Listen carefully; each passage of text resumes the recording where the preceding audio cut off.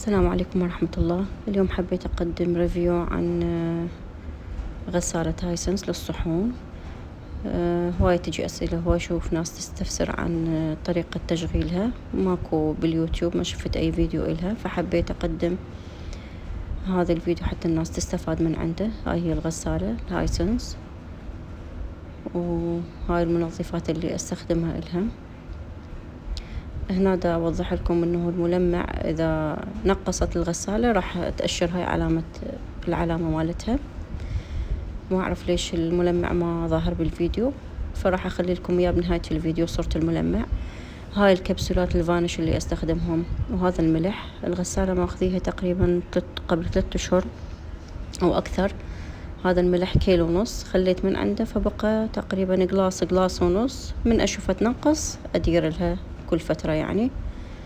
وهاي هي الكبسولات. غسالة سهلة كلش، تشغيلها سهل وعملية، تنظف الحمد لله. طبعا هي 14 برنامج، 3 مرشات، تشتغل بنظام البخار والتجفيف، يعني المواعين تطلع معقمة وناشفة بنفس الوقت،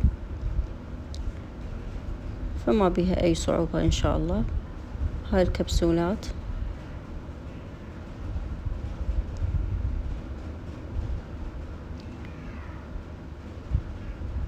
هنا مكان الكبسولة، وعادي نقدر نضيفها ويا المواعين، هم ماكو أي مشكلة.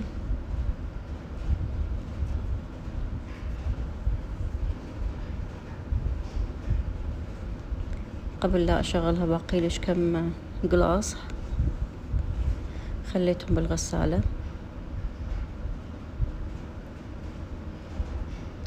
يعني الساعة مالتها كلش زينة، 3 سلات. أنا أخذت الخواشيق همين السلة، عفوا جرارات، ما أخذت سلة الخواشيق.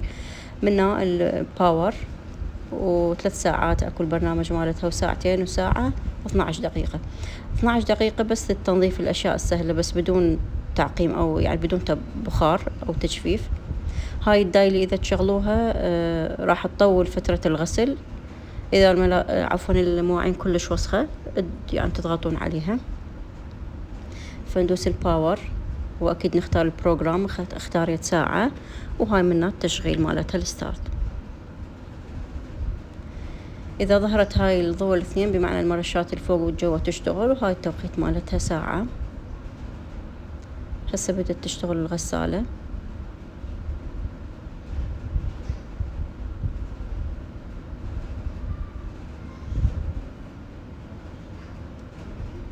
وإن شاء الله أشوفكم بعد ما تخلص دورة الغسيل، أشوفكم المواعين شلون طلعت من الغسالة. الحمد لله نظيفة ومعقمة، وأهم شي مجففة، يعني من الغسالة للكاونتر.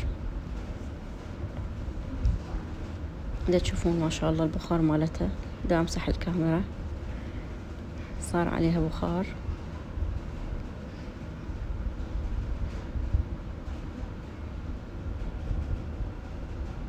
هاي المواعين ناشفة تماما الحمد لله ونظيفة. بعض الناس يقولون يعني تصير ريحة، مثلا ريحة الزنخ، عفوا البيض أو السمك بيها، مثلا تخلون المواعين شوية بس تنشطف، حتى إذا بزاهي من تخلوها بالغسالة خلوا وياها ليمون. وإذا المواعين ما ناشفة تماما تخلون قطعة قماش على الباب لمدة ربع ساعة حتى تسحب كل البخار. أتمنى أكون فدتكم بالفيديو، ولا تنسونا باللايك والاشتراك للقناة.